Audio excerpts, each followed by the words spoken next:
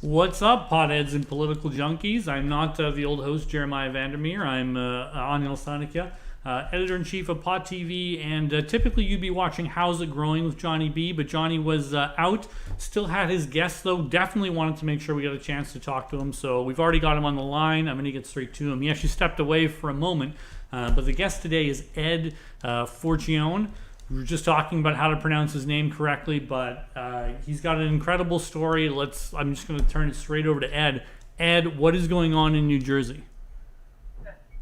Well, right now, we're in a gray area here. Supposedly we got legalization going on, but it's not really legalization going on. It's really corporatization, and we got a big snafu going. Back in November, the citizens of the state voted to legalize marijuana, and it was supposed to go. There's a constitutional amendment that went into effect on January 1st to legalize marijuana. They were supposed to, the governor and the state politicians were supposed to put together some legislation to regulate it. Well, they failed to do that. So there's a constitutional amendment that says it's legal. So, me, I'm buck wild openly selling weed now. And there really is nothing anybody can do about it because constitutionally it's legal. But they didn't put any laws together how to do it. So if you kind of Google me right now, there's several newspapers that have written articles locally about how I am openly selling weed now. I've been selling weed for a long time. Anybody paid attention to me on the internet knew I sold weed.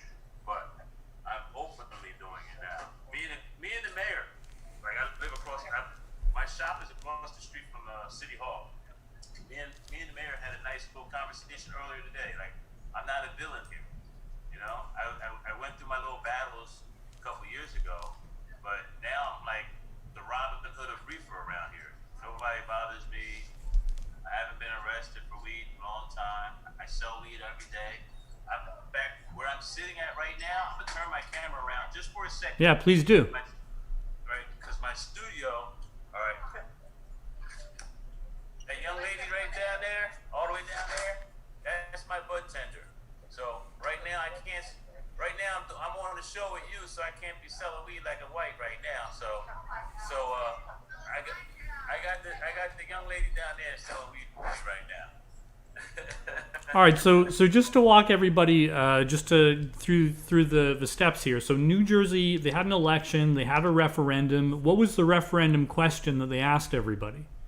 The question, actually, the title of the question said, oh man, I'm having a brain drain. But anyway, it was like, do you support legalization of marijuana for adult use of marijuana for over 21? Yeah, and just in case anyone's wondering, I've got links to a number of documents, including the suit that you filed against New Jersey, in the show notes. So if you want to see specifically what it was, you can check it out. But sorry to interrupt. So they had a referendum. That was the question: legalize marijuana. What happened? All right. Well, for months, that's what everyone thought they were voting on. But when I read it, I was like, wait a minute, this does not legalize marijuana. It starts out saying it's legalizing marijuana, but then by the time you get to the end of the question and the summary, it legalized regulated cannabis. So you're like, wait a minute, so what's regulated cannabis? And they really have tried to cut out a different term, and they really wanted to make regulated cannabis legal. Regulated cannabis comes from the corporations. What just happened? Did I just drop? I've still got you over here, so I think you're okay. Oh, all right. All of a sudden, my video and everything, I can't see anything. But anyway, I'll just keep talking then. Yeah, keep talking. I can still hear you. Okay. So yeah, they there it is. They dropped. If you read the question, like I said, it legalized regulated cannabis. So where do you get regulated cannabis? You get regulated cannabis from the corporations.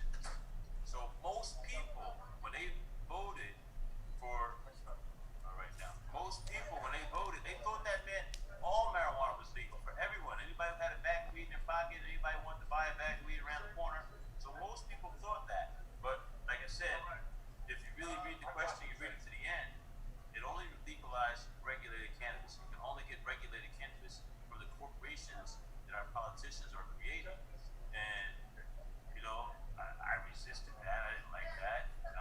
Yeah, so regulated cannabis is essentially it's new. Like everyone knows what marijuana is. Everyone's got kind of marijuana. You've been selling, marijuana. I've got a joint in my hand right now. That's marijuana. I just got from a local farmer. But what they're proposing to create is regulated cannabis. This other thing with a number of supposed what they say is safeguards. But if cannabis has never killed anyone, how is it any safer? Like, what are they saying the difference is? Do they recognize the difference? It got kind of goofy around here. No, what they really mean is if you buy it from corporations, they are licensing and regulating. Um, but the funny thing is, our criminal statutes in New Jersey are 2C laws. They still call it all marijuana. Nothing in our criminal laws allows for regulated cannabis. It's called marijuana with an H throughout our criminal system. So when they passed this law, this bill where legalized regulated cannabis, it's a new entity, it's a new substance. Which I know it sounds funny, but words mean something, especially in law. I've been locked up before. I've dealt with court cases. I've dealt with different statutes, and one little word can change the whole meaning of an entire law. And like I said, that constitutional amendment that the state disapproved of, it legalized regulated cannabis. Even though the title of the question says, it calls it marijuana. So I filed a lawsuit. Actually, there's three other lawsuits that have been filed since. I was the first one. Yeah, I saw that there were a number of suits. It seems like the idea has really picked up traction. Like as the way I read it was that marijuana, ganja, whatever term you want to call it, the way people have always known it has been this plant. Seeds. People have been smuggling this entity that is a plant. Whereas what's being proposed as being legal is regulated cannabis, which is some type of controlled drug, and they don't see the difference between the two and the connection of culture and the way you would buy it. Like it's not it's very, very strange. So could you tell me a little bit about I thought was particularly interesting in your case against New Jersey, you talk about selective prosecution. Why do you feel there's a sense of selective prosecution for example, them allowing these regulated cannabis businesses, but then maybe still deciding to enforce laws against you? Here's the reasoning behind that. In America, totally, our federal laws supersede all state laws. So our federal laws say that all marijuana is illegal. I don't agree with that, but that is the law. Our federal laws say it's all illegal. So here you have, not only New Jersey, you have close to 30 other states that have legalized some form of medical marijuana. So they've allowed the medical use of marijuana. You let too many people in at one time, man. Yeah, I know. All right. So anyway, sorry about that. That's all right. I'm talking to somebody else real quick. So if it's federally illegal, the state of New Jersey though is allowing violations of federal law for certain people. Oh, at huge scale, because some of the legal, state level legal industries are massive, massive industries. Right. So here in New Jersey right now, we only have 12, they call them ATCs, alternative treatment centers, dispensaries, marijuana places. There's only 12 right now. They're trying to license 37 of them right now, but right now at this point it's 12. Well, those 12 openly violate federal law with the protection of the state, right? That's how I look at it. But they'll still arrest a guy like me. They'll still arrest some kid driving down the road with a joint. But they let these ATCs grow tons of weed, tons of it, sell it. And I think that's selective prosecution. If they're going to prosecute me for violating marijuana laws, but then they're going to allow these other people to sell massive amounts of marijuana, that's constitutionally unconstitutional, and it's selective prosecution. I've always kind of wondered why people in other states never argued that, or no one ever argued that. It's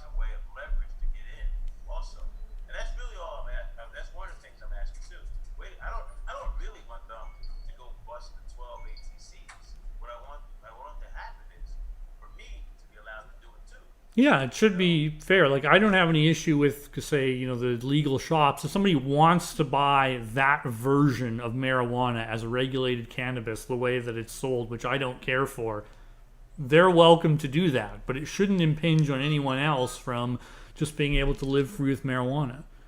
So could you tell me a bit more about like the Weedman's joint, like the place you're in now? So if there's no difference between what you were doing, say before your protest, where you're selling marijuana in protest, versus what you were doing, say now and then the cannabis should be the same. So they should have no way to say that you're doing something else. Like how long have you been engaged in this type of disobedience? You've been an activist for years.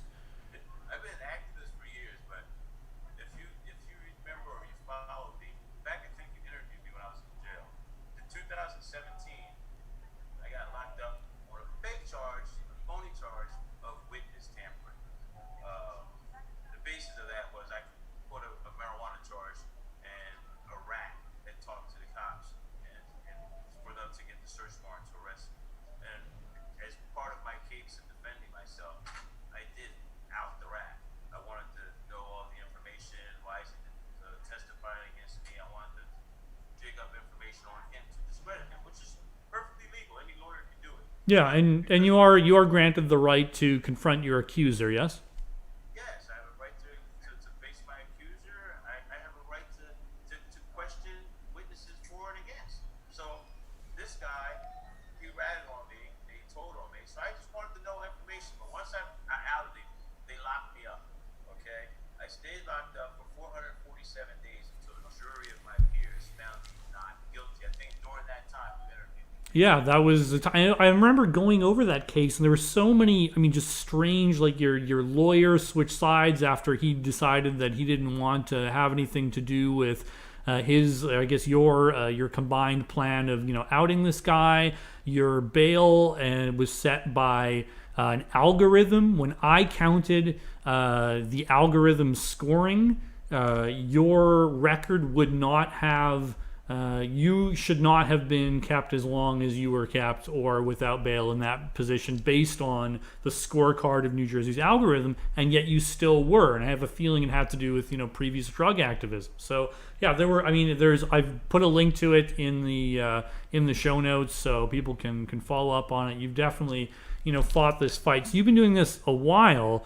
So. Once I got out, though, a jury found me not guilty on May 24th, 2018, something like that. Well, I got out. I was angry. I spent 447 days in jail. And even though I was in jail, the fake witness tamper case was really because of my marijuana activism. That's really what it was. They were trying to finally get me on something. And because they can't get me on weed charge, they always want to get me around here. so, so, they, I was mad. I was angry, and I was angry that while in the past I got a jail cell for selling weed, selling marijuana, they were allowing these other guys to sell, and to me, I was offended by it. So, when I was a little angrier, so okay, I'm not gonna say how can I put this. I guess I played the race card. There's a lot of racial issues when it comes to the war on drugs in America. Certainly. So I came up with this hashtag, sell weed like I'm white, which is right here on the sign. And then I started openly selling weed. I made an announcement at the governor's office as I was sitting outside of his office selling weed. I appeared on Vice TV. And I put all kinds of posts all over the internet that I was going to be selling weed like I'm white. And that was 2.5 years ago. So here we are 2.5 years later. They haven't arrested me. Nobody's bothered me. If you Google dispensaries in New Jersey, I pop up as one of them, even though I'm not legal. There's been enough press about me that Google has picked me up as a dispensary. My bank kicked me out, because they say I'm a dispensary. They're not allowed to do business by that. Like, I have all these positives towards legalization and negatives. I'm not really legal. I get some of the positives of it because it pops up in Google. I get new people every day. I get vendors. You know what vendors are. I get vendors who from California, from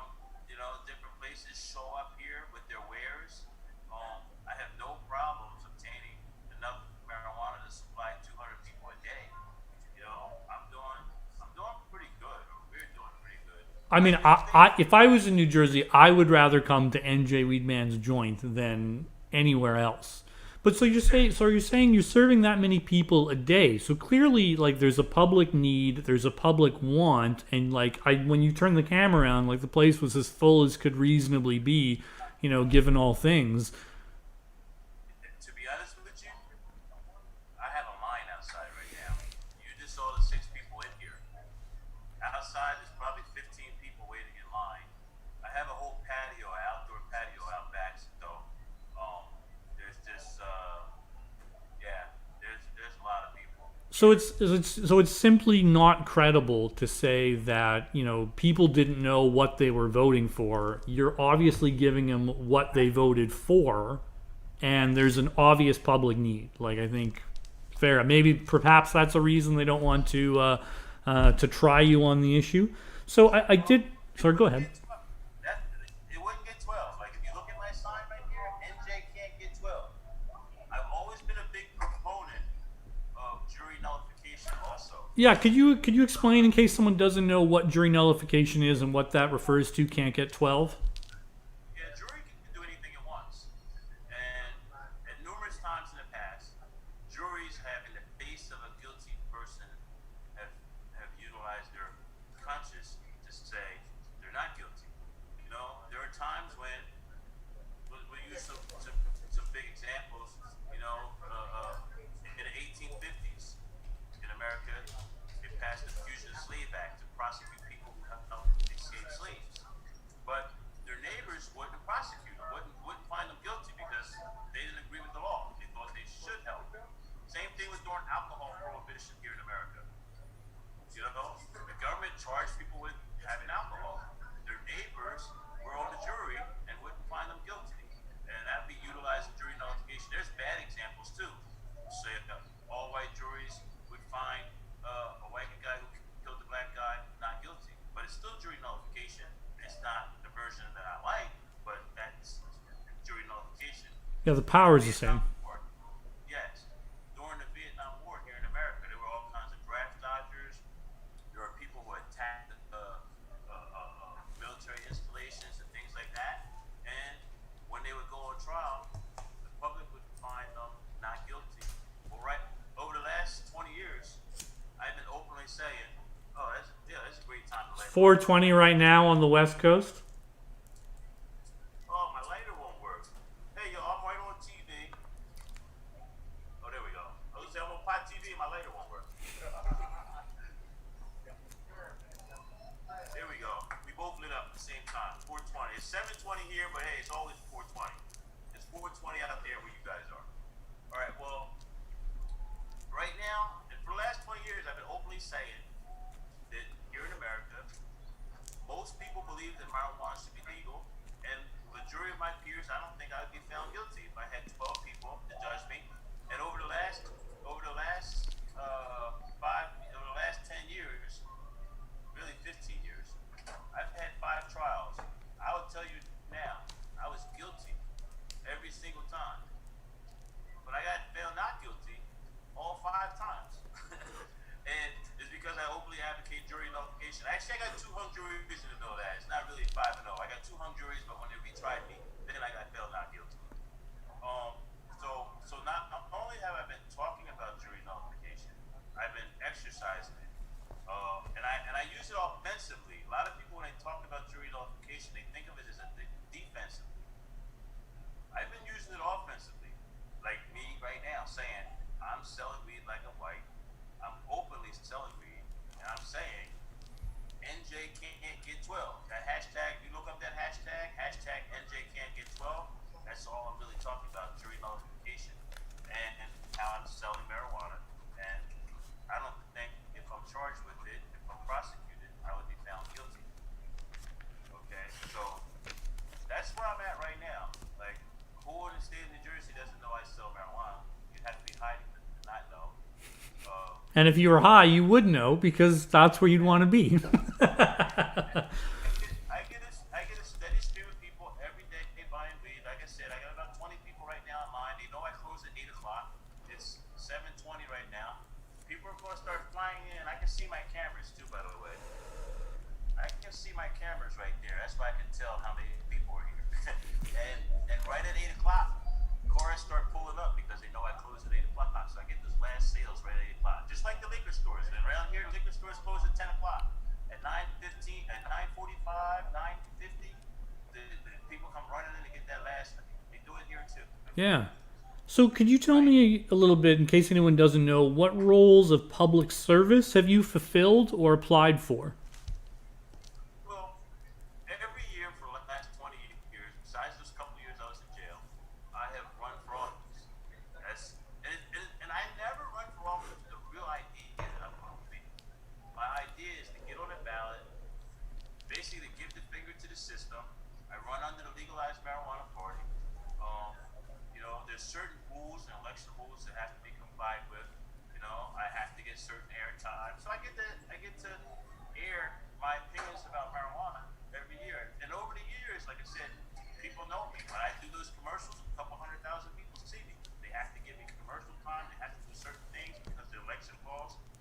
So I've used the election laws to further my marijuana agenda of public awareness, of public normalization of marijuana. When I first started in the 90s and I was advocating legalizing marijuana, this, that, and the other, man, I was the zero. I drove around in this van with stickers and flyers. I was set up outside and cops would come mess with me, and the people would give me the finger, and the Partnership for Drug-Free America type people would get mad at me. Now I get autographs. In fact, autographs without style. Now people pull up and do selfies with me all the time. I had a state trooper rode side by side with me a few days ago, about a week ago, side by side with me down the highway. His windows were tinted, so at first I couldn't see what he was doing. And at some point he rolled his passenger side window down and gave me a thumbs up before he took off. It's like, because I drive a car, I don't know if you've seen my car. I have a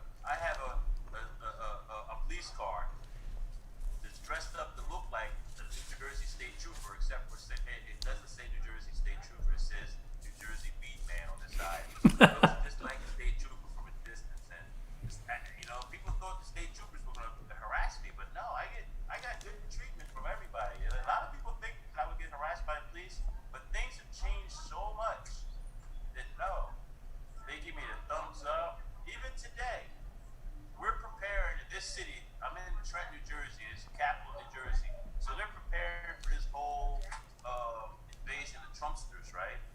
This weekend. So the state troopers everywhere, and a lot of these state troopers that are here now aren't the ones that really are assigned to the city. They're assigned different places, but they're here now. Right. So the last couple of days, I've been getting a lot of them like saying things, waving at me. The state trooper on a horse today took a picture of me. Like that's what I'm saying. Times have changed. I'm still the same guy. The same exact things I said 20 years ago, 25 years ago. I'm still saying now, except it seems like the world caught up to me. I still have a few things I'm still ahead of everybody on, like doing stuff like this, just openly selling weed, right? At some point, there's gonna be 1,000 people doing this, but right now, it's only a couple people. I've encouraged a few people to do it. I know there's a barbershop, I know a couple places that are doing it, but of course they're not as open as me. They're not getting the publicity as me, but they're getting their battle plans ready. Like if they are arrested, they're going to utilize the Weedman defense. I've had people come in and talk to me, and they really want to do it, but they don't have the millions of dollars to do it. They can't fit in where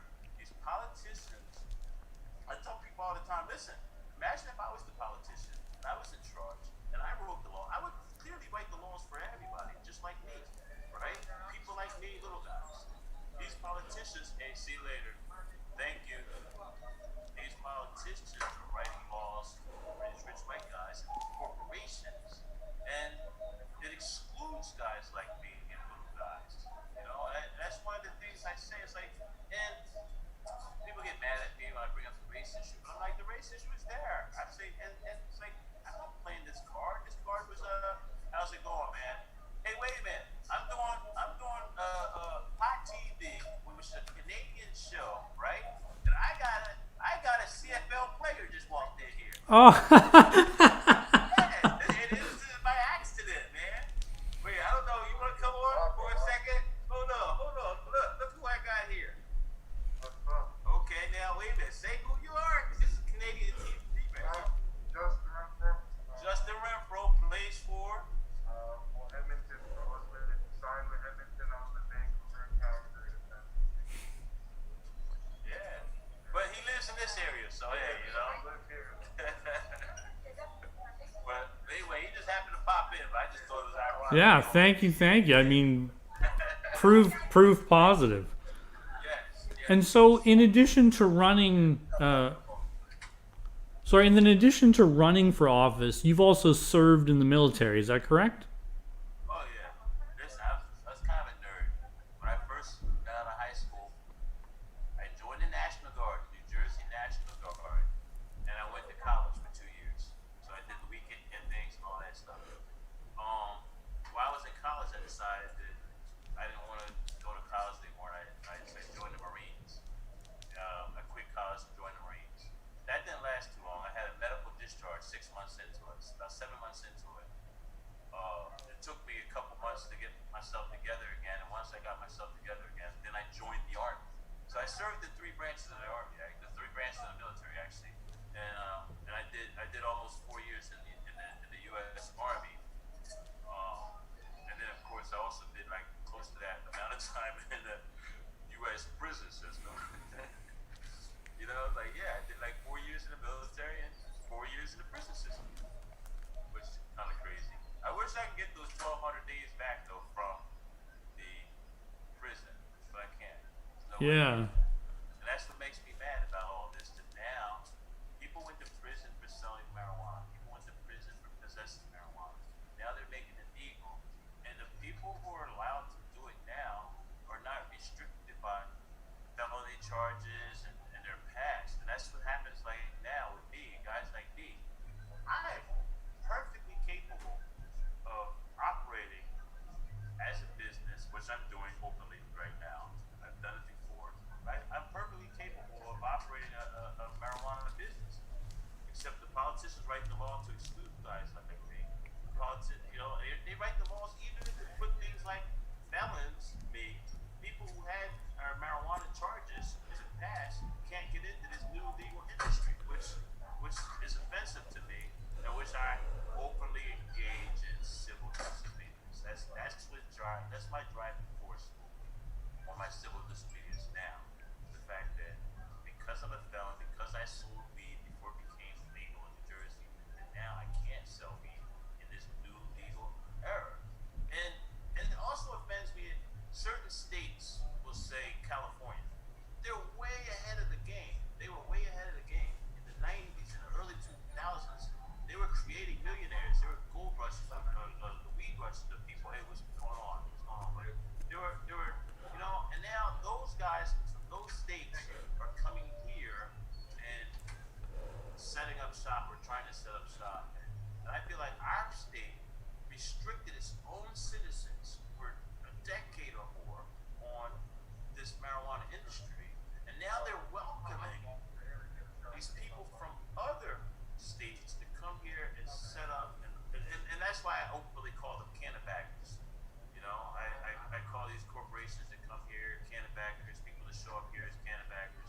I used to call myself a cannabacker when I left New Jersey and went to LA, and I operated in LA for a few years. I used to say, hey, I'm a cannabacker from New Jersey. Oh, but now I'm here in New Jersey and I'm trying to be legal. I'd rather be legal. And you know, as you know, I've done some prison time for marijuana. And I even say the taxes. I hear a lot of people talking about taxes and they don't want to pay taxes and this, that, and the other. I have to tell you, because I did my prison time, I believe in taxation instead of incarceration. I'd much rather pay taxes on that marijuana I got caught with than have got incarcerated. So right now, I wish there was a line a guy like me could pay. I would love to every week be able to send the check to the Jersey Department of Revenue and say, hey, this is the tax off the marijuana I made this week, or every quarter, or however they want to do it. I don't care. I would do it any way I could. I'd pay the tax just to be legal. But right Yeah, now, To me, I would assume it would be like farmers markets. Like if it was hot peppers, if you were just selling really spicy peppers, it would be no different. It would just be the joint. Your peppers might even be hot enough, and then people were worried about impairment. I mean, if I just ate a Mexican ghost pepper or one of those super hot chilies, like what type of effect would it have? Could you parallel park a car after eating one of those? But yeah, you've really set foot in so many areas of public life that I don't know how anyone can reasonably deny what I think is the thing that popped into my head was they essentially want you to cut your dreadlocks. That's the way in. Like if you come in, then you can cut you as long as you cut your dreads. This is how it'll be. But even then, they may not allow you in. Over the years, I've had a lot of people tell me that I should cut my hair and shave and put on a suit, and I would be taken more seriously by the powers that be. And while I probably agree with them that probably would be, it would undermine me. This is me. This is how I am. It's tough. This is tough. But I really want to be legal, even though people read about me protesting this and protesting that, doing this. I really wish this whole illegal legal stuff would just be over and it just be like. Yeah, that's the point of the protest, right? Is just to have it be a plant, right? I think is. Hey, you know what though? Just because we're on Pod TV, I do have to mention this because we talk. When I first started arguing publicly and this, that, and the other, one of the first people who helped me, like as far as like donating to something, was Mark Emery. Mark Emery donated to, I forget what it was, my legal fund, a couple thousand US dollars to my legal fund in 1998. And still occasionally, he'll online, Instagram, he'll say, hey, what's up? So, I don't know, I just, when I saw, Pod TV wants to talk, hell yeah, I talk to Pod TV, man. Come down. Yeah, I myself, I mean, I'm just happy to pay forward the ideal of freedom because I remember discovering the lie about cannabis from Pot TV and Cannabis Culture. I remember the first time I saw a brick of hash. I didn't know what hash even was, but I knew I'd been told at school that it was illegal. And there was a guy, and he was holding a brick of it. He didn't seem to care, and he was talking about it. And I thought, wow, what am I hearing? And it checked out. So speaking of which, so what motion have you filed, and what is the next step?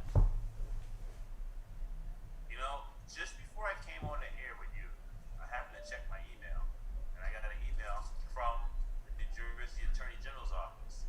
And the email contained their motion to dismiss my case, which I don't think is going to work. I haven't even read it yet, but I don't think it's going to work.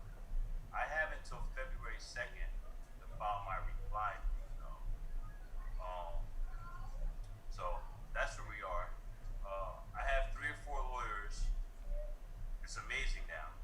But I have 3 or 4 lawyers who are all interested in the reply of the state. So when I get off the air, I'm going to send this to all these lawyers because I don't know if your audience knows, but I always represent myself. This lawsuit was filed. I represent myself. I got a lawyer to help me even in my. I know how to file and stuff, but sometimes the wording and stuff, I haven't really been trained. But I can do an outline. I can say really what I want. I can kind of cite some cases and do a pro se brief. And that's what I do sometimes. I do my pro se briefs, and then I hand it to a lawyer who's helping me. And they clean it up, they fix it up, and then that's what I present. So that's what I'm going to be doing over the next 10 days. I'm going to be putting together a response. And like I said, I haven't even read the motion to dismiss, but I anticipate them filing a motion to dismiss. I don't think they have any grounds, or they'll lose on all the grounds that they could bring up. I don't know on what grounds they would dismiss it on. I mean, I'm sure there's always some type of legal argument to be made for anything, but Just a delaying action, a stall tactic. Yeah, I think your case and your presence and the history is just too clear. I don't know how anyone could credibly say that they hadn't heard from branch to branch to like. Yeah, I wish you well, and I can't wait to hear how it goes. And yeah, please keep Pot TV informed. Well, you interviewed me, and I did this 447 days. I filed a lawsuit when I got out. I got a big time lawyer from Atlanta. His name is Mario Williams. He's a big time civil rights lawyer out of Atlanta. He represented me. He's representing me in my lawsuit against the state of New Jersey in that lawsuit. And that lawsuit is proceeding. And ironically, when I filed this lawsuit against the governor, it ended up in the same judge at the same judge. So I have the same judge, Judge Sheridan, U.S. Federal Court Judge Sheridan is the judge who's presiding over my case where I'm suing the state for putting me in jail for 447 days for nothing. And I'm suing to be included in the. Hey, catch y'all later now. See you later now. Thank you. Now I'm suing the state of New Jersey, the governor, to be included in this whole new legalization effort, and it lands on the same judge's desk. So I had the same judge in both cases. I think that's a good one. But the thing is, what I was getting at was 3 times the state of New Jersey has filed motion to dismisses in the other case, trying to the 447-day case, trying to get the case dismissed, and the judge all 3 times said no. He made them file briefs, and they had to write big elaborate briefs as to why they wanted to, and he rejected them all. Now, this case ends up in his hands again, me as a plaintiff again, and here's the state again filing a motion to dismiss. So again, I find it, I don't think it's likely to happen. I think this judge already understands all the arguments going on there. I don't think he's going to dismiss it. And this isn't the first time I've had very good luck in federal court in New Jersey. I don't know if you know it, but in 2003, I was put in jail. I did over 120 something days that time for making commercials advocating the legalization of marijuana. For the commercial. For making commercials. Health Canada threatened to fine us $5 million for broadcasting a protest this year, a virtual protest, a virtual sit-in Zoom meeting protest, $5 million fine for broadcasting. So, sorry, please tell me the commercial, because they went after commercials that early. Wow. My dog just got loose. Sorry about that. No.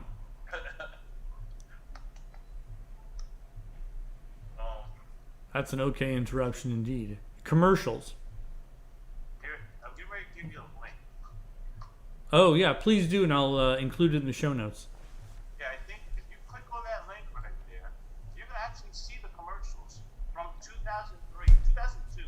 And I was arrested, put in jail for 5 months for that. And what I was getting at was there was a motion or two that was filed by the state at that time also for dismissal. And the judge not only dismissed their motion to dismiss, then he granted my injunction, ordering the state to release me from jail, and then ultimately ruled that my speech, my commercials were First Amendment protected. So I've had, and I had another federal case in Philadelphia. All 3 of my federal cases, I believe I won. I may not have got the federal rulings that I wanted, but I walked free. I had certain arguments that were presented, and now, like I said, I have 2 federal cases right now, and I believe I'm going to win them both once again. So I feel pretty good about what's going on there. Excellent. Well, I won't keep you. I know you're going to close up shop, so I'll just wish you drug peace, and we're going to look at some clips. Peace. All right, peace, man. Thank you. Thanks for it. And hey, to all you Canadians, man, F Trump, we're embarrassed. Peace. Bringing you the news and information you need from the people making a difference. This is Comcast Newsmakers. Hello, and thanks for joining us, I'm Jill Horner. This is Comcast Newsmakers Campaign 2004. This hour's newsmaker is Edward Forchion, U.S. Marijuana Party candidate for United States Congress in New Jersey's 3rd Congressional District. Why are you pushing for the legalization of marijuana? Well, I think marijuana's okay. It's just illegal. We need to take that illegality out of it.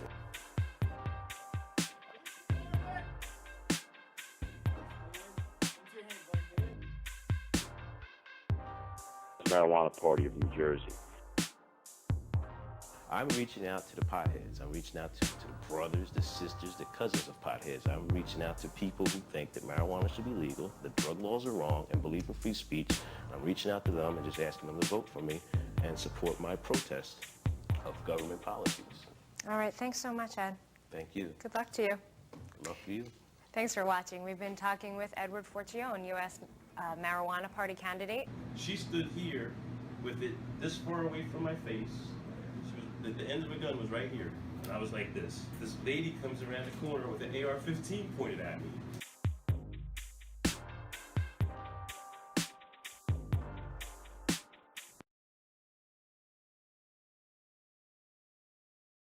And I should do a dab because you haven't done a bong rip yet and haven't done a dab I just did a bong rip. But Oh, yeah. you just did a bong rip? Well, Yeah. you have to do another bong rip. But I keep smelling mangoes, and it's the fucking bag of weed. I don't Squish, break.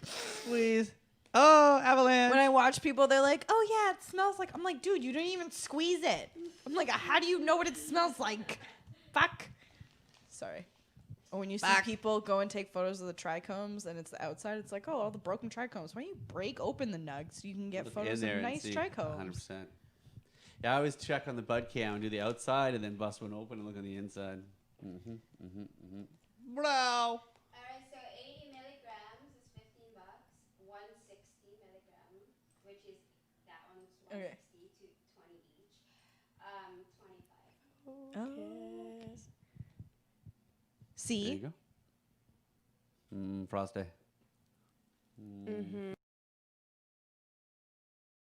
All right, welcome to the THC show with Neil, where we talk about the unpleasant truths of our system and our democracy here. I help patients. I know what you're saying. I got rated for growing, and I'm staring at the cracks in the wall doing time, and I'm trying to figure out who I hurt. No victim, no crime. And we look for avenues of hope and ways that we can change some things. As you can see, there's a lot of people, and there's a lot of care packs that we're handing out there. I am not a criminal. Wow, look at this. Right, yeah, it's 420 for sure now. Got you. And I'll be back next Tuesday for another episode of THC, Truth, Hope, and Change. Go about changing the world as best you can, and while you're doing it, just have as much fun as you can. Thank you. Hello there, first-time viewers. Welcome to Pot TV.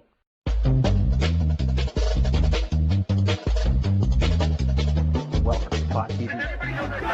Let them go! Let them go! Let them go! Let them go! Let them go! Let them go!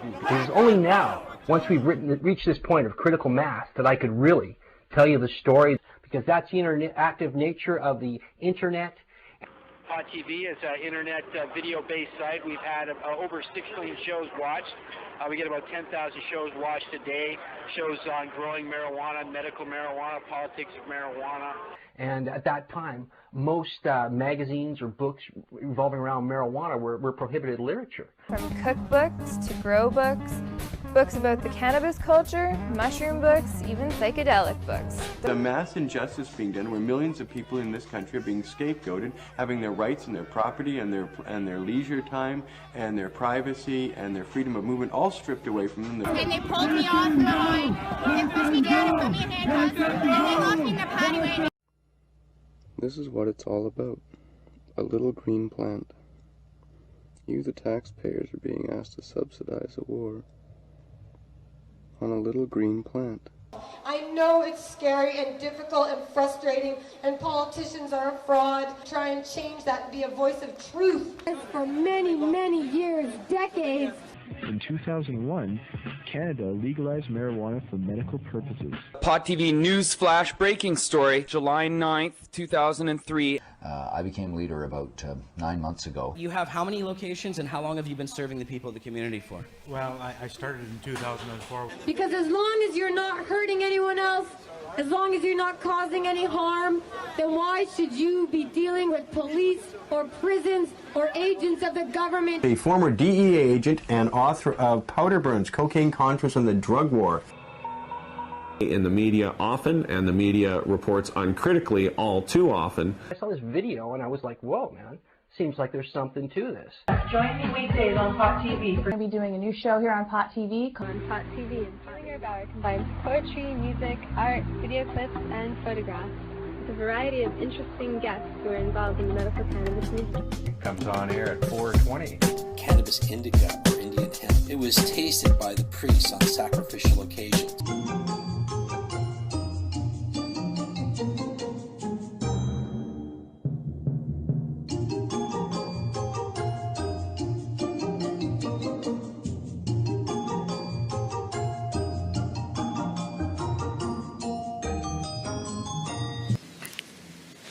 So I'm gonna stop and smoke a joint. Just figured I'd show you my surroundings here. Beautiful, beautiful little flowers everywhere. Hemp and its many applications, how hemp can be made into paper and fuel and clothing and that. 2 different samples. Now these are the same cut, grown in the same room with 2 different soil mixes. As a line diagram, okay, and this is a cross-section of a bract. Now on some of these plants too, there's something called pre-flowers that form. Sometimes 8 to 12 weeks into the veg cycle, you can look 3 or 4 sets of branches down from the top. Hey, wait a second, I'm not even smoking joints. I'm talking. We need real cannabis dispensaries. Many patients who use cannabis as a medicine need access. You're taking the medicine away from sick and dying people. Let's overgrow the government. Let's have more marijuana than they can ever stop. But while you sit here enjoying this, remember those who are in prison this moment, locked away from their loved ones, locked away from their friends, and that could be you. Just want to say thanks for watching Pot TV. You can't get higher on the net.